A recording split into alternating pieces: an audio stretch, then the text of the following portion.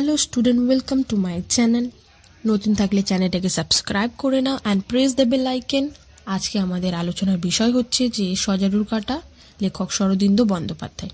সজারুর কাঁটা উপন্যাসটি খুবই বড়, কিন্তু আমি তোমাদের ছোট করে বোঝাবো যাতে তোমরা সহজেই বুঝতে পারো। তোমরা স্কিপ না করে শুনতে থাকো আমি কি বলছি। তোমরা শুনলেই ঠিক বুঝতে পারবে। পরীক্ষার খাতায় বড় প্রশ্ন আসলে তোমরা ঠিক সেটা অ্যাটেন্ড করে আসবে, লিখতে পারবে। তোমরা একবার এটা শুনে নাও, ঠিক তোমরা এই উপন্যাসটি সহজেই বুঝে যাবে যে উপন্যাসটি কি। দেখো তাহলে তোমরা স্কিপ না করে শুনতে থাকো।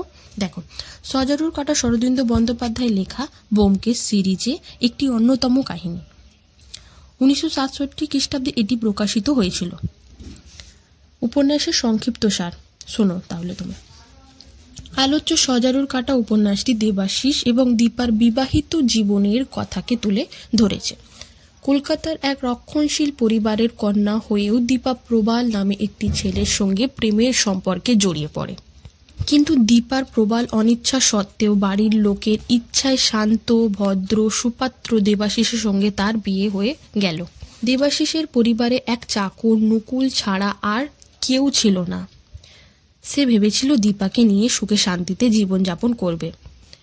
কিন্তু ফুলশয্যার রাতে দীপা তাকে স্পষ্টভাবে জানিয়ে দিল সে বাধ্য হয়ে এই বিয়ে করেছে, তাই দেবাশিসকে কোনোদিনই আপন করে নিতে পারবে না। দেবাশিস তাকে ডিভোর্সের মাধ্যমে মুক্তি দেওয়ার কথা বললেও ঠাকুরদার শারীরিক অবস্থার কথা চিন্তা করে দীপা সে প্রস্তাব মেনে নেয় না। দেবাশিস তাকে বাপের বাড়ি গিয়ে থাকার কথা বললেও পুরনো সম্পর্কের প্রকাশ্যে আসা এবং সামাজিক অপবাদের ভয়ে এটিতেও রাজি হয় না। অবশেষে বিস্তর ব্যবধান এবং চাকর নকুলকে ফাঁকি দিয়ে দুজনে মিথ্যা দাম্পত্য সম্পর্কের অভিনয়ে একই বাড়িতে থেকে গেল। পাশাপাশি থাকতে থাকতে দীপা এবং দেবাশিসের মনে একে অপরের প্রতি শ্রদ্ধা ও ভালোবাসা জন্ম নিল। কিন্তু দীপার অবচেতন মনে পূর্বতন প্রেমিক প্রবালের স্মৃতি তখনও বর্তমান। এদিকে দেবাশিসও নিজের অজান্তে দীপার প্রেমিক গায়ক প্রবাল গুপ্তের ঈর্ষার কারণ হয়ে দাঁড়িয়েছিল। ক্ষোভে ক্রোধে দিশেহারা প্রবাল ঠিক করল দেবাশিসকে হত্যা করে বিধবা দীপাকে বিয়ে করবে।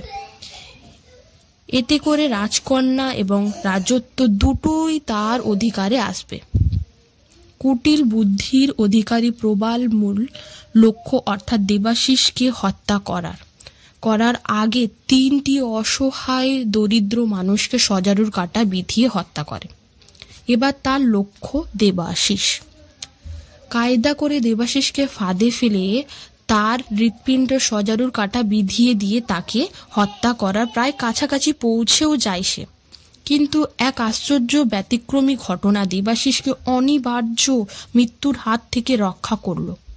দেবাশিসের হৃৎপিণ্ড বুকের বাঁ দিকে নয়, ডান দিকে অবস্থিত হওয়া সে বেঁচে যায়।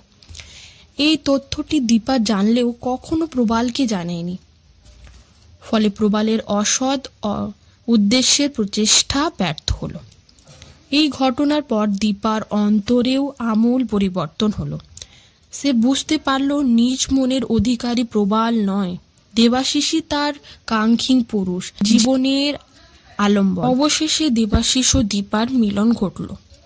এবার তাদের প্রকৃত ফুলশয্যার অবস্থিত থাকার জন্য অতিথি রূপে আমন্ত্রণ পেল ব্যোমকেশ ও সত্য। এই উপন্যাসটি আমি ছোট করে তোমাদের বোঝালাম, আশা করি তোমরা বুঝতে পেরেছো। যদি বুঝে থাকো তাহলে আমাকে কমেন্ট বক্সে জানাবে। আর চ্যানেলটাকে সাবস্ক্রাইব করে নাও আর প্রেস দ্য বেল আইকন। বন্ধুদের কাছে শেয়ার করো, ভালো লাগলে অবশ্যই লাইক করো। আর তোমাদের কি লাগবে আমাকে কমেন্ট বক্সে অবশ্যই জানাবে। আমি সব দিক থেকে তোমাদের হেল্প করব। আমি 5th সেমিস্টারে যারা বিএ জেনারেল আছে তোমরা টেনশন ফ্রি হয়ে যাও। আমি লাস্ট মিনিট ফাইনাল সাজেশন দেবো, সেটাই তোমরা দেখে যাও, সবাই পাস করে যাবে। তাই বলছি চ্যানেলটাকে সাবস্ক্রাইব করে নাও, বন্ধুদের কাছে শেয়ার করো। আজকে এতটাই, দেখা হচ্ছে পরের ভিডিওর মাধ্যমে।